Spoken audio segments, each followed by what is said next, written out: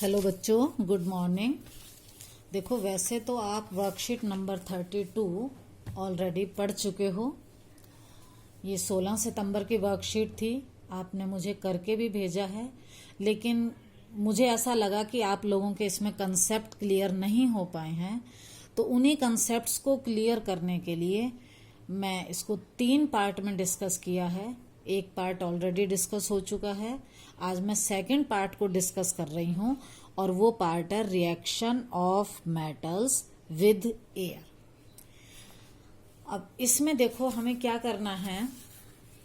Reaction of metals with air में आपकी book के अंदर सबसे पहले अगर एनसीईआरटी बुक को लो, क्योंकि आपको जो कंसेप्ट क्लियर करने हैं वो अकॉर्डिंग टू एनसीईआरटी करने हैं। वर्कशीट को भी पढ़ना है और आपको अपनी बुक भी रीड करनी है। मैंने यहां से ये टॉपिक लिया है 3.2 केमिकल प्रॉपर्टीज ऑफ मेटल, और इसमें आगे दे रखा है केमिकल प्रॉपर्टीज में what happens when metals are burnt in air. एक तरह से मतलब मेटल की एयर से रिएक्शन किस तरह से होती है। तो यहाँ पर एक एक्टिविटी 3.9 दी है। आपको इस एक्टिविटी में कुछ क्वेश्चंस मिलेंगे। वैसे तो ये एक्टिविटी आपको करके देखनी है, लेकिन क्योंकि ऑनलाइन क्लास है तो मैं आपको लिंक शेयर कर रही हूँ जिसमें वो एक्टिविटी दिखा रखी होगी। तो आपको वो लिंक जो भी मैं यूट्यूब पर शेयर करूंगी वो आपको देखना है, उसके बाद आप इनके आंसर दे पाएंगे। इन आंसर्स को मैं फिर डिस्कस करती हूं। तो एक्टिविटी के बारे में मैं थोड़ा सा पहले बता दूं कि इस एक्टिविटी में क्या है। हमें क्या करने हैं, कुछ सैंपल लेने हैं, जैसे aluminium, copper, iron, magnesium, zinc और सोडियम के, ये वाली मेटल के कुछ सैंपल लेने हैं। Hold any sample with Tong, उसको टोंग से पकड़ना है, हाथ से नहीं पकड़ना।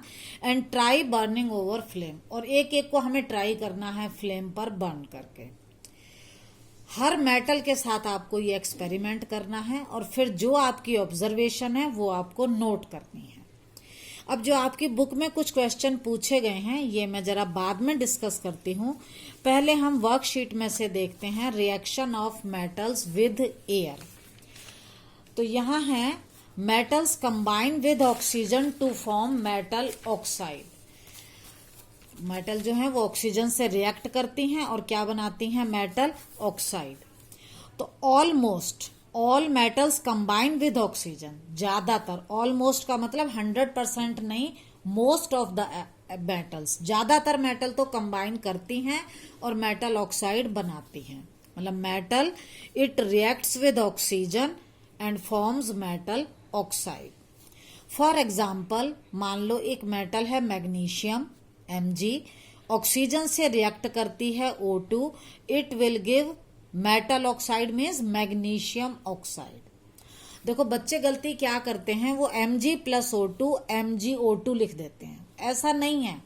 देखो ये जो मेटल ऑक्साइड बना है, यहाँ पर इसका फॉर्मूला लिखने के लिए मेटल में मैग्नीशियम ऑक्साइड है, ये मैग्नीशियम Mg, ऑक्साइड के लिए O, फिर दोनों की वैलेंसी 2 है, मैग्नीशियम की भी 2 है, ऑक्सीजन की भी 2 है, 2 से 2 कैंसिल, तो ये फॉर्मूला बनेगा MgO, magnesium oxide. Similarly sodium reacts with oxygen to give Na2O। यहां पर Na2O क्यों बना, क्योंकि सोडियम की वैलेंसी 1 होती है, ऑक्सीजन की 2 होती है, और जब कंपाउंड बनता है तो ये क्रिस क्रॉस होती है, मतलब 2 यहां जाता है और 1 यहां। Than copper plus oxygen, copper oxide. यहां मैंने ब्रैकेट में लिखा है कॉपर 2 ऑक्साइड। कॉपर की वैलेंसी 1 भी होती है, 2 भी होती है, यहां पर ये वैलेंसी 2 वाला है, तो कॉपर की भी 2, ऑक्सीजन की भी 2, 2 से 2 कैंसिल, तो ये आएगा कॉपर ऑक्साइड। फिर एल्यूमिनियम ऑक्साइड में क्या होगा, एल्यूमिनियम की वैलेंसी 3, ऑक्सीजन की 2, क्रिस क्रॉस करेंगे तो ये 2 यहां आएगा और 3 यहां, Al2O3। देखो जब भी अगर कोई रिएक्शन लिखने को आए कोई मेटल की ऑक्सीजन के साथ, तो आपको क्या बनाना है, मेटल का ऑक्साइड। अगर एल्यूमिनियम है तो एल्यूमिनियम ऑक्साइड, जिंक है तो जिंक ऑक्साइड, आयरन है तो आयरन ऑक्साइड। तो ये आप अपने आप कर सकते हो। All the metals do not react with oxygen at the same rate. अब ऑक्सीजन से रिएक्शन सबकी सेम रेट पर नहीं होती। सम रिएक्ट विगरसली, वायलेंटली, बहुत तेजी से रिएक्ट करते हैं, वाइल सम रिएक्ट स्लोली, कुछ धीरे रिएक्ट करते हैं। There are some metals that do not react with air, कुछ ऐसी मेटल भी हैं जो रिएक्ट ही नहीं करती। Let's study them. Sodium and potassium, sodium and potassium react so vigorously, वो इतनी तेजी से रिएक्ट करती हैं that they catch fire if kept in the open. अगर मैंने सोडियम मेटल यहां रख दी, यहां पर, तो वो यहीं पर कैच फायर, आग पकड़ लेगी। वो इतनी विग्रसली रिएक्ट करती है। तो बेटा अब ऐसी मेटल को हम फ्री तो नहीं रख सकते, नहीं तो फिर आग लग जाएगी, कैच फायर हो जाएगी। Therefore to protect them, metal को भी तो प्रोटेक्ट करना है कि वो बर्न ना हो जाए, and to prevent accidental fire, और कहीं आग ना लग जाए, तो हम क्या करते हैं इस प्रोटेक्शन के लिए? They are kept immersed in kerosene oil, उनको हम केरोसिन ऑयल में इमर्स करके डुबो कर रखते हैं। पर बेटा केरोसिन ऑयल में क्यों रखते हैं? केरोसिन तो वैसे ही आग पकड़ता है जल्दी से, मिट्टी का तेल। ये क्वेश्चन इंपॉर्टेंट है, why they are kept immersed in kerosene oil. तो देखो इसका आंसर आप क्या लिखोगे? अगर 3 मार्क्स का क्वेश्चन आता है तो कम से कम आपके 3 पॉइंट होने चाहिए। देखो sodium and potassium are highly reactive, बहुत रिएक्टिव मेटल है। They react vigorously with oxygen, oxygen से विग्रसली रिएक्ट करती हैं, एंड मे कैच फायर, उनको आग लग सकती है। ये आपका फर्स्ट पॉइंट है। सेकंड पॉइंट में लिखोगे sodium does not react with kerosene oil. ये जो सोडियम और पोटेशियम है ये खुद रिएक्ट नहीं करती केरोसिन से, तो फिर केरोसिन क्या करता है? Kerosene prevent sodium from coming in contact with oxygen and moisture. देखो ये सोडियम मेटल है और मैंने इसको केरोसिन में इमर्स करके रखा है, तो क्या होगा? देखो ये केरोसिन तो रिएक्ट करेगा नहीं इससे, बल्कि ये क्या करेगा? ये इसके चारों तरफ एक लेयर बना देता है, और वो लेयर सोडियम को एयर से रिएक्ट नहीं करने देता। केरोसिन प्रिवेंट सोडियम, ये सोडियम को प्रिवेंट करता है from coming in contact with oxygen. ये केरोसिन सोडियम को एयर के कांटेक्ट में नहीं आने देता। यहां पर एक लेयर बन गई केरोसिन की, तो एयर से इसका डायरेक्ट कांटेक्ट नहीं होता। So sodium and potassium are kept immersed in kerosene. ये क्वेश्चन शायद आपको क्लियर होगा, और ये आपसे पूछ भी रखा है। Why are sodium and potassium stored under oil. तो आपको ये तीनों पॉइंट देने हैं और 3 मार्क्स होंगे। आपने जो वर्कशीट में किया है आप उसको दोबारा से देखिए और आप उसको करेक्ट करिए। नेक्स्ट, अब आते हैं आगे magnesium, aluminium, zinc and lead at ordinary temperature. Ordinary जो आपका रूम टेम्परेचर है उस पर क्या होता है? Surface of metals get covered with a thin layer of oxide. मान लो आपने मैग्नीशियम रिबन लिया, आपको लेसन 1 की एक्टिविटी में याद होगा कि हम उसको पहले रब करते हैं सैंड पेपर से। क्यों किया था? उसके ऊपर ऑक्साइड की जो लेयर जम गई थी उसको रिमूव करने के लिए। अब वो लेयर कहां से आई? मैग्नीशियम ने ऑर्डिनरी टेम्परेचर पर ऑक्सीजन से रिएक्ट किया और उसके सरफेस पर क्या बन गई? लेयर ऑफ ऑक्साइड बन गई थी। तो surface of metal get covered with a thin layer of oxide. अब ये जो थिन लेयर ऑफ ऑक्साइड बनी वो प्रोटेक्टिव लेयर है।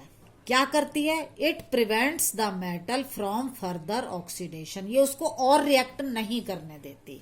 देखो मान लो ये कोई मेटल है और ये ओपन में रखी है, तो जो इसकी ऊपर वाला जो सरफेस है सारा वो एयर के कांटेक्ट में आएगा और यहाँ थिन लेयर ऑफ ऑक्साइड बन जाएगी। उससे क्या है, अंदर वाली मेटल आपकी सेफ रहेगी। इसीलिए हम मैग्नीशियम रिबन को सैंड पेपर से रब करते हैं, जिससे ये ऊपर जो सरफेस पर लेयर है वो रिमूव हो जाए और मैग्नीशियम रिएक्ट कर पाए। नेक्स्ट है आयरन। आयरन डज नॉट, अच्छा यहां पर एक और बात है, मैग्नीशियम जो है इट बर्न्स ऑन हीटिंग। ये आप लेसन 1 की एक्टिविटी में कर चुके हो। It Burns with a dazzling flame. ये डेजलिंग वाइट फ्लेम से बर्न करता है अगर हम इसको हीट करते हैं, बर्न करते हैं। नेक्स्ट है iron. Iron does not burn on heating. ये हीटिंग पर बर्न नहीं होता। But if we take iron filings, अगर हम आयरन के छोटे छोटे पाउडर के टुकड़े लेते हैं, when sprinkled in the flame of burner, और उसको हम स्प्रिंकल करें, दे बर्न विग्रसली, तो वो बर्न करते हैं। मेटल बर्न नहीं करती, बट उसकी जो फिलिंग्स हैं, स्मॉल पीसेज है, they burn vigorously. Then we come to next metal, copper. ये आपने लेसन 1 में एक एक्टिविटी देखी थी, मैंने आपको वीडियो भी शेयर की थी इसकी। ये हम एक चाइना डिश में कॉपर लेते हैं और इसको हीट करते हैं, तो ये जो पाउडर है ये ऊपर से ब्लैक हो जाता है। इसका जो सरफेस है इस पर ब्लैक कोटिंग हो जाती है, वो होती है कॉपर ऑक्साइड की।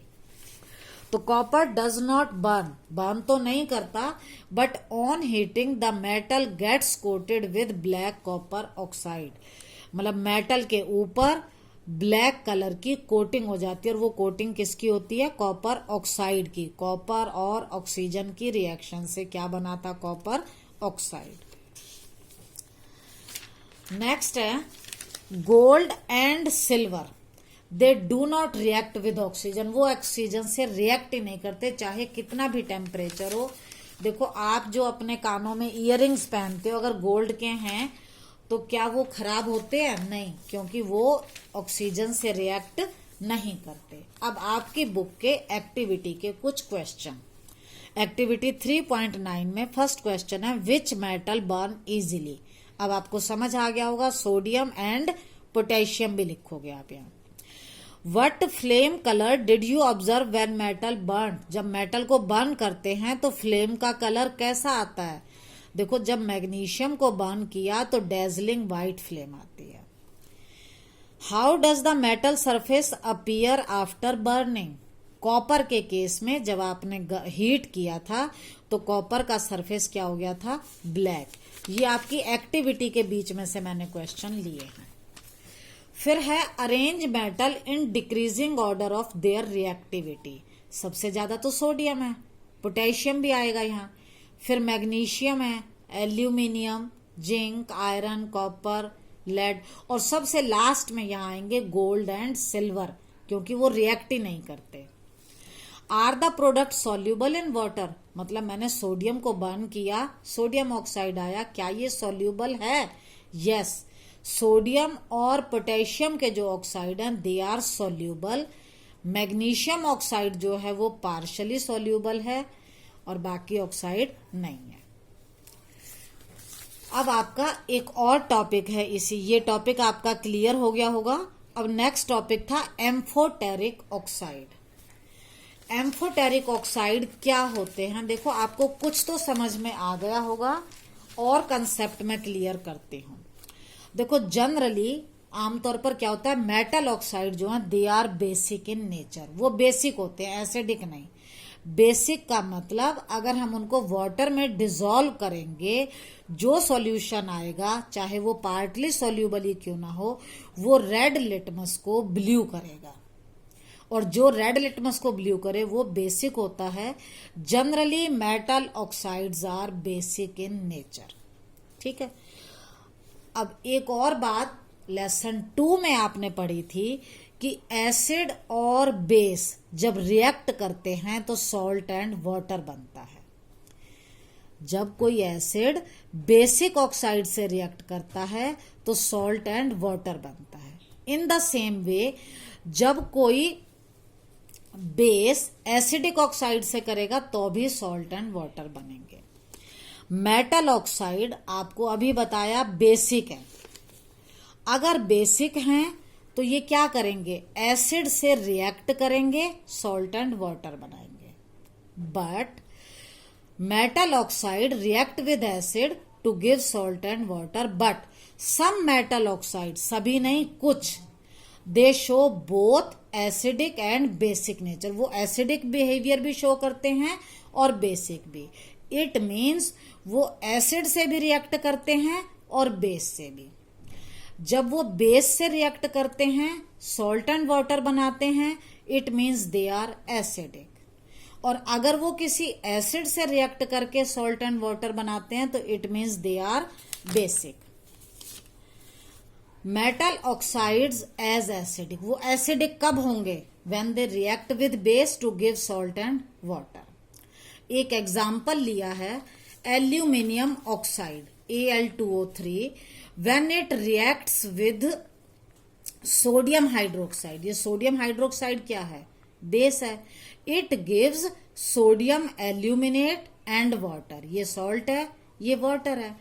तो अगर ये बेस से रिएक्ट करके सॉल्ट एंड वाटर बना रहा है तो इट मीन्स ये क्या है, एसिडिक है। तो यहां पर एल्यूमिनियम ऑक्साइड का बिहेवियर हुआ एसिडिक।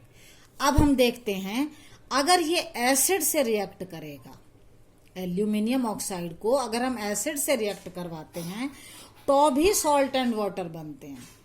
इट मीन्स कि ये एल्यूमिनियम ऑक्साइड जो है एसिड से रिएक्ट कर रहा है तो इट मीन्स ये एक बेसिक ऑक्साइड है।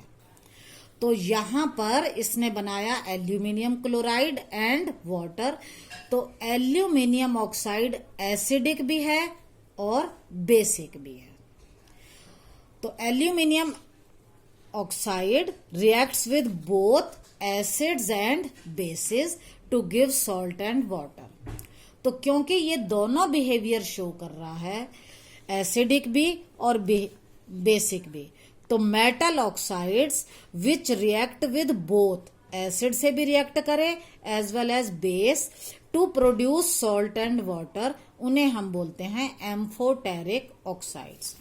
एम्फोटेरिक ऑक्साइड क्या है, the metal oxide which react with both acid as well as base to produce salt and water are called amphoteric oxide. तो एल्यूमिनियम ऑक्साइड जो है it is an example of amphoteric oxide because it reacts with both acid as well as base to give salt and water. Another example is zinc oxide. Zinc oxide भी amphoteric है, ये भी acidic behaviour भी show करता है और basic भी। जब एसिडिक बिहेवियर शो करता है तो इट रिएक्ट्स विद बेस, और बेसिक बिहेवियर शो कर रहा है तो इट रिएक्ट्स विद एसिड, और दोनों केसेस में सॉल्ट एंड वाटर बनेगा। So it is N amphoteric oxide. ये जो नोट्स हैं ये भी मैं आपको शेयर कर दूंगी, आप इस टॉपिक को ध्यान से पढ़िए। ये इम्पॉर्टेंट चैप्टर है और ये इस बार सिलेबस में पूरा नहीं आ रहा, कम आ रहा है, तो ये आपको मार्क्स के पॉइंट ऑफ व्यू से अच्छा हो सकता है। तो आप इसके कंसेप्ट को क्लियर जरूर करिए, सरफेस से नहीं पढ़िए। यहाँ पर आपको डिटेल थोड़ी कम मिलेगी, इसलिए मैंने आपको ये टॉपिक डिस्कस किया है। थैंक यू बेटा।